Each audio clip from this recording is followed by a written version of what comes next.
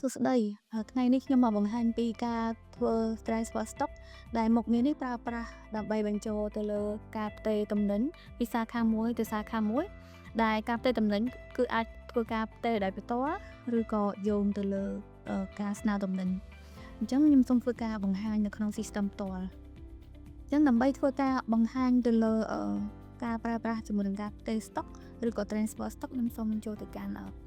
function product បន្ទាប់មកគឺយើងយកពាក្យ transfer stock កន្លែងនេះអញ្ចឹងនៅក្នុងករណី transfer stock គឺយើងអាចធ្វើបានពីដូចខ្ញុំបញ្ជាក់មុនហ្នឹងគឺធ្វើការបង្កើត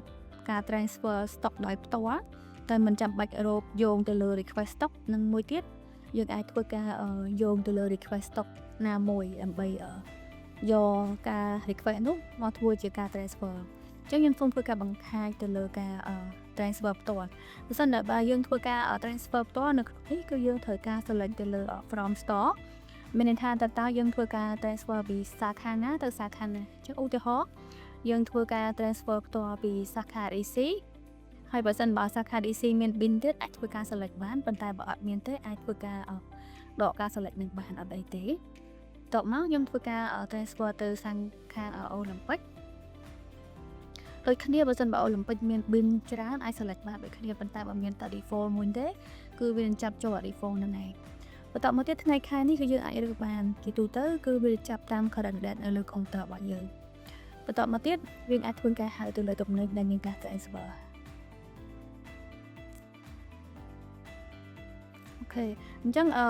នេះគឺជា quantity នៅទីតាំង DC ដែលយើងអាច transfer បាន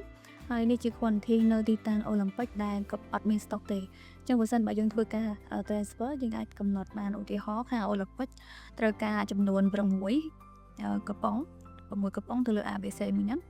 ហើយយើង enter ចុងមកយើងអាចហៅចូលទំនិញទី2ទី3ផ្សេងទៀតដែលមានការ transfer ដូចគ្នាក្នុងមួយបងបានអញ្ចឹង example Pepsi នេះចំនួនទំនិញយើងអាចធ្វើបានហើយខ្ញុំសូមត្រើសទៅលើចំនួនបបមកវិញកន្លែងនេះបើសិនបើរង្វល់ខ្នាតមាន2អាច select បានធម្មតាហើយ enter ចុចមកអញ្ចឹងបើសិនបើធ្វើការកំណត់ transfer direct រួចរាល់ហើយយើងអាចធ្វើការ save បាន transfer direct ក៏ដោយបើសិនបើយើងប្រើជាមួយនឹងលក្ខខណ្ឌ receive មកតង់ទៀតគឺមានន័យថាគ្រាន់តែ save ការ transfer ទេប៉ុន្តែអត់ទាន់កាត់ stock ទៅដល់ខាងសាខាមួយទៀតទេលុះត្រាតែខាងសាខាមួយទៀតត្រូវការ receive អញ្ចឹងទៅលើ section បន្ទាប់គឺនឹងមានមុខងារ receive មួយតង់ទៀតអញ្ចឹងយើងអាច save បានចឹងដោយសារតែការបង្ហាញនេះគឺស្ថិតនៅក្នុងការ transfer 2 step មានន័យថា transfer រួចអត់ទាន់កាត់ stock ទេតើអ្នក receive ធ្វើការ receive ទៅកាត់ stock នឹងករណីខ្លះទៀតខាងអាជីវកម្មគឺក៏អត់មានការ transfer 2 step បែបនេះទេគឺនៅពេលដែល transfer គឺ direct កាត់ stock តែម្ដងគឺដូច status កន្លែងនេះអត់មាន in transit ទេតែស្មើនឹង transfer តែម្ដងអញ្ចឹងករណីទី2ខ្ញុំបង្ហាញទៅលើការដែលយកពី request stock អញ្ចឹងយើងចូលទៅមុខងារ new approve stock request នេះមកនៅលើមុខងារ transfer ដដែលទេប៉ុន្តែយើងចូលប៊ូតុង new approve request stock អញ្ចឹងកន្លែងនេះដោយសារតែយើងមាន request stock ពីសាខា2ដែរមានទូទឹកពុំនិង Olympic អញ្ចឹងបើសិនបើយើងធ្វើការ check ទៅលើការ transfer នេះយើងអាចមើលឃើញទៅលើទំនិញតែបានស្នើ transfer សម្រាប់ខាងទូទឹកពុំដោយសារតែខ្ញុំយក request stock ពីទូទឹកពុំអញ្ចឹងថ្ងៃខែដែលយើង transfer យើងអាចផ្លាស់ប្ដូរបានបើសិនបើយើងបានធ្វើតាំងពីម្សិលមិញអាចផ្លាស់ប្ដូរបានដើម្បីធ្វើការកំណត់ឲ្យត្រូវតាមការជាក់ស្ដែងប៉ុន្តែបើអត់ទេធ្វើក្នុងន័យហ្នឹងដាក់ក្នុងន័យនេះបានធម្មតាអញ្ចឹងនៅពេលដែលយើងធ្វើការយោងទៅលើ request stock រួចរាល់ចូលមកក្នុង transfer